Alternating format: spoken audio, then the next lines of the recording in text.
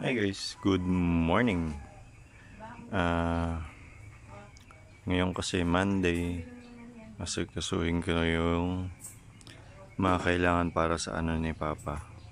Pupunta kami ng City Hall para asikasuhin yung birth certificate niya at saka yung iba pa, yung mga dapat asikasuhin. Kailangan matapos ko na dahil mamaya uuwi na ako or bukas. Basta matapos na namin yan. Samahan niyo kami Alis na kami guys.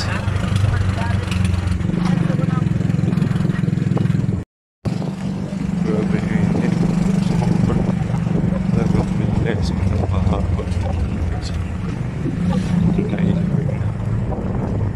Sobrang init.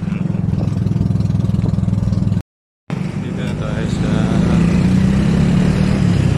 highway.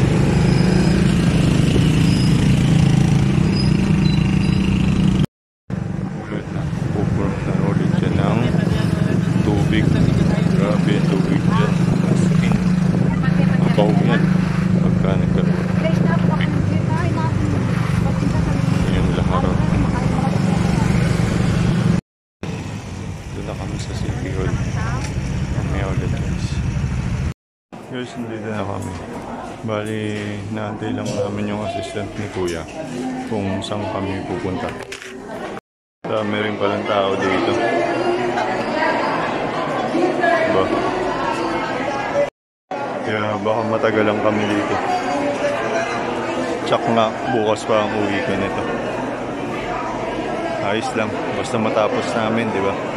Yun yung importante. May mga poster pala dito ni Mayor. Dito. Ang dami, no? Kaya naman, shoutout sa inyo, ginang Mayor ng Tarlac City, kay ginang Christy Angeles. Thank you. Habang wala pa po yung tulong na hinihingi namin sa inyo, maraming salamat na po. Kung mayroon man po o wala kayong maitulong, maraming salamat po. Sobrang laki ng pasalamat ko sa pinsan ko na yan. Yung nakadilaw na t-shirt, natatakpan kasi siya. Yan, yung nakadilaw na yan. Sobrang thankful ako dyan. Nagkaroon ako ng ganyang kabait na pinsan. Tinulungan niya talaga ako. Lahat ginawa niyang paraan para maayos. Maraming salamat Kuya Orlon. Thank you. Hi guys, after namin dun sa City Hall, at yung naging decision is hindi po pwede kasi nga daw 2021 pa yung kay Papa. Pero hindi ako makawala ng pag-asa kasi marami pang paraan para mailapit. Bali, andito kami sa Enriquez. Pinapapalitan lang yung pangalan na nakalista doon para ako na mismo yung maglalakad. Hindi ko na kailangan si Ante o yung pinsan ko. Ako na mismo.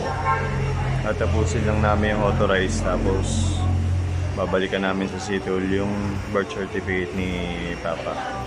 Then after nun, papahinga lang ako. Baka umuwi na.